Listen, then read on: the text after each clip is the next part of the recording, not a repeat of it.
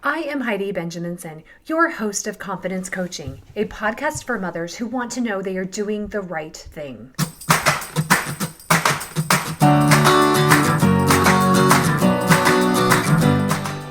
Life isn't a spectator sport. Success comes to those who show up every day with a pocket full of courage, grit, and a little sparkle. I'm glad you're here.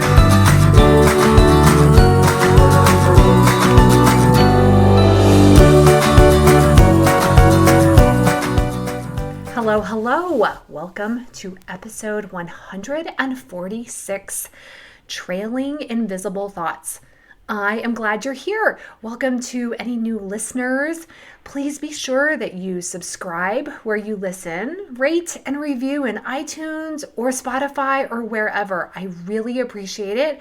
I read all of the reviews and it helps this podcast grow to help more women stand more anchored. Okay, today I want to talk to you about a concept or a tool that I discovered, a pattern that I saw with myself and with clients over and over, and realized I really want to share the idea with you because this usually gets to the root of all of our thought problems pretty darn quickly. We have a lot of follow-up thoughts or trailing thoughts or invisible thoughts, which we don't always consciously know about. Tell other people that we're thinking. Write down when we get all of our thoughts out of our head. I'm going to give you a bunch of examples. Hang with me for a moment. These are often our thoughts about our thoughts. When I trained intensively with Jody Moore in her advanced certification several years ago, she called these our thoughts in parentheses. I like that. To me, these are all the trailing thoughts that come after our more conscious thoughts. These are the thoughts which also sound a lot like judgment that come after an and. If we put and, A-N-D, and at the end of every thought. Okay, so it goes like this. A client tells me how angry they are that their mother-in-law planned a vacation and didn't include them in the planning. So they say, I'm angry because she's so thoughtless and she didn't ask me about our plans. And I say, and why are you angry? And they say, because she should have included me in the planning. So her trailing invisible thought that is creating the anger is that her mother-in-law should have included her. Another client tells me about her teenage son slamming his phone and breaking it in an argument that ensues, and how angry she is at how unreasonable her son was in his reaction. She was upset at his reaction about his phone and thought he should not have reacted that way. Now, I could list 4,000 examples of my own coaching and those of my clients where these trailing invisible thoughts are all kind of the same, from the same vein. Somebody else does something, says something, reacts in some way, got drunk, maybe gave them too much money, whatever it is. And the emotion that they're reckoning with is present because they think that this other person should not be the way that they are, should not be acting that way.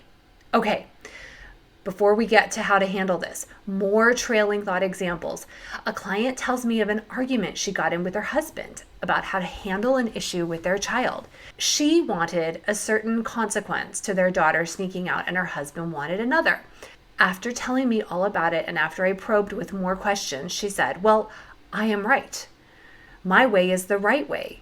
She thought she was stuck and frustrated by her husband's stand on how to handle the sneaking out. The trailing thought that was causing more problems was this. This is how I feel and I am right. And she may be right. She can be right for her. Seeing all of these trailing thoughts doesn't mean we change them. We may want to keep them, but we have to see what they are creating and if we like the energy and the result that they are creating with others. The I am right is rarely a trailing thought that brings consensus. Now, I'll talk a little bit more about that in a moment with what to do again with these. Let's keep on going with some examples. A few weeks ago, my husband had to leave on a trip right after we moved into our home. I was underwater in boxes, but also so glad to be in our home. And I knew that I didn't need to rush to unpack. So I kept telling myself, he has to leave the day the boxes are delivered and I can handle it. My trailing invisible thought creating peace and acceptance was that I can handle it. A friend received a call that a family member had passed away. And as she told me about it, I could sense that she had a sense of acceptance about it. I didn't feel that she had any of this energy about her that it shouldn't be this way. And as we talked, she said, I'm really sad that my aunt passed away, and I know it's going to be okay. Again, the trailing thought bringing peace was that it is going to be okay. My daughter is going to be the lead anchor for her school daily newscast starting this week. I know she's nervous. She has told me how nervous she is. She isn't letting the nervousness stop her. She has told me, I'm nervous and I know I'll get through it. Her trailing thought is, I'll get through it, or I can handle it. This is what I do with clients all day because often we don't even acknowledge the first parts of our thoughts, much less what our judgment is, but we really should. This is where the gold in thought awareness and thought management is. This is where we uncover our own biases and can really change the entire emotional vibe and energy we put into the world. Often the question that gets the trailing thought out of us is, well, what do you think about that? So here's a quick exercise for you. And if you would like to email back and forth with me for some quick email coaching, send me 3 of your current thoughts that are really on your mind. What is bothering you? Write them down. They can be different subjects, different situations. Now ask, what do I think about this thing? Am I okay with what happened? What judgment do I have about it? Do I think it's wrong that this happened? Do I think it's wrong that I am this way? Do I think I'm always right when it comes to this matter? Am I okay that I'm having these challenges or people around me are having this challenge? I will then respond to everyone that emails me with comments for some quick coaching, mainly just some questions back that you should really be pondering. This is the beauty of a coach who is making you explore your mind. We quickly get to the core issue and deal with that. Every time our trailing thoughts are something like, well, they shouldn't do that. They shouldn't be that way. I should be different. We are projecting judgment and an air of superiority, even to ourselves. We distance ourselves from accepting our humanness, other people's humanness, and we aren't dealing with problems that we can actually solve. These trailing thoughts keep us stuck, ignoring reality. The woman who insists she is mad because her daughter shouldn't sneak out at night isn't dealing with the real issues she has of how to stick to consequences she sets, how to handle differences of opinion with her husband, and how to accept that there are many different right ways to handle situations. When our trailing thoughts are something should be different, we're arguing with the past, which keeps us stuck and completely disempowered to make changes to the present and future. A client insisted her daughter shouldn't be vaping or doing drugs, that this was wrong. She was stuck with trailing thoughts, keeping her in judgment and in the past. It was so much more vulnerable to start coaching on the fact of accepting reality. Her daughter was using drugs. And how did she want to think and feel about this in the present? It is much more vulnerable to change a trailing thought from my daughter is doing drugs and shouldn't to my daughter is doing drugs and I need to find out why. My daughter is doing drugs and I'm not sure how to handle it. My daughter is doing drugs and I'm fearful. Those trailing thoughts recenter us to where our power is and accept what we're thinking about situations. There are 2 real dangers of not seeing and dealing with our invisible trailing thoughts. First, we project and live in a lot of judgment about how other people should be in their lives. We walk around with an air of criticism, an air of superiority, an air of I am right and you are wrong, and an air that we would have handled things so much better than they would have handled things, even though we never know the full story of someone else's decisions. The second danger is this. We don't deal with the real issues in our lives. We don't identify and own our own opinions, beliefs, biases. Now let me say, because I'm not sure I did earlier, identifying our trailing thoughts isn't to necessarily change our values, to change our morals, to not have opinions or such. We want to have values for our lives, We want to have boundaries for what behaviors we will allow in our presence. We want to have expectations. The reality, though, is we cannot change other people. So we can have these opinions for others, we can have values for others, we can have expectations for others, but we're just not going to get any traction if this is where we put our focus. Here is how identifying the trailing thought helped me and a client get right to the real issue she was having. Let's call her Diana. Diana has a long history of overfunctioning, taking care of the problems of everyone around her, solving problems for her 4 kids before the problems can occur. She's constantly tired and judgmental of her husband. She was exasperated from her life, and as we worked together and identified what was going on in her head, my questions quickly helped us uncover that her trailing invisible thought in so much of her life is that she needs to do things so she has control. Her trailing thought was, I have to do this, and it will be dangerous if I don't do it. Through vulnerable work, she was able to see the damage that the over-controlling was doing, and she was able to lean into the idea that there wasn't any real danger if she stopped being controlling, that her trailing thought had been useful in the past, and it wasn't useful anymore in her current family life. Together, she was able to find peace, to do less, stop controlling so much, and actually build stronger relationships with her husband and teens.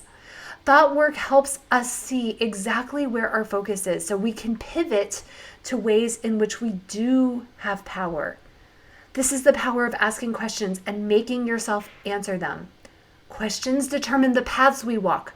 We want to be asking and answering the questions that will bring us the most awareness and help us be more anchored and secure. So if you find yourself with a lot of trailing thoughts that keep you in someone else's lane, that keep you in judgment, first know you're in great company. I now see those all the time with myself. It means you're human. I'm human. All day long, I'm asking myself, well, what do I want to think about that? What do I make it mean about that person, about myself? If someone is driving crazy and I think they shouldn't, I question, well, do I really know how and why they should be driving a certain way? When my daughter is tired and cranky, I notice my instinctual judgment that she shouldn't be that way. Then I pause and ask, well, why should she be exactly as she is? She's had a long day. She should be cranky and tired. Now, who do I want to be with her? Cranky myself or calm? Notice all the ways you have judgment of others, and don't think poorly of yourself or judge yourself. Just be aware. I have to tell you how this awareness has changed my own energy over the past many years.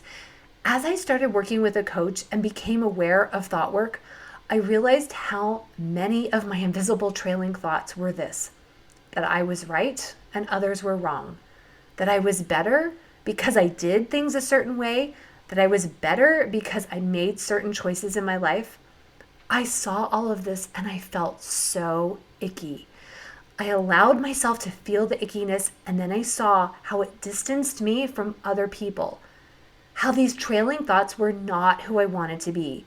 I also saw how I innocently had these thoughts because of how I was raised. I needed to have grace for myself and others in order to change. Now when I see those thoughts, I can quickly replace them with, I don't know what's right for someone else. I only get to decide what is right for me. I don't want to feel better than other people. I quickly pivot any superior feeling thoughts with, that person is just like me. We are more alike than different. I still have opinions, I still have values, and I still make judgments, but it's far, far less, and I've dropped the defenses of being right and have allowed myself to be wrong, have allowed certain social constructs I was raised with to be wrong and to not be right for everyone. This means I also have to work on loving myself more and having grace for myself and for others more than I did before. This has been some of the best work I have done, and it's vulnerable work, and I'm still doing it on a daily, hourly, minute-by-minute basis. It's become so much easier because I was willing to identify and acknowledge how often my invisible thoughts were those of being right or being better than others. Questions tell us, again, what roads to go down. I am biased. I do think having a coach is one of the best ways to uncover these invisible thoughts. But if you aren't working with a coach, keep asking yourself, why do I think this? Do I think this is okay or not? What judgments or worries do I have? What do I fear? Am I okay releasing judgment on how others think, feel, and act? If not, why? And don't forget, I offered to respond to your emails with a few questions for you to ask yourself. And if you answer those, you're going to get leverage over the areas where you just are not feeling quite anchored now. Send those emails to Heidi at HeidiBenjaminson.com. That's it for this week. If you would like personalized weekly private one-on-one coaching to uncover all of your invisible trailing thoughts, sign up for a consult call at HeidiBenjaminson.com. A confident mother is the greatest gift to her family, not a perfect mother. Our families want us to feel confident, anchored, and calm. I can help you uncover this version of yourself. Have a great week.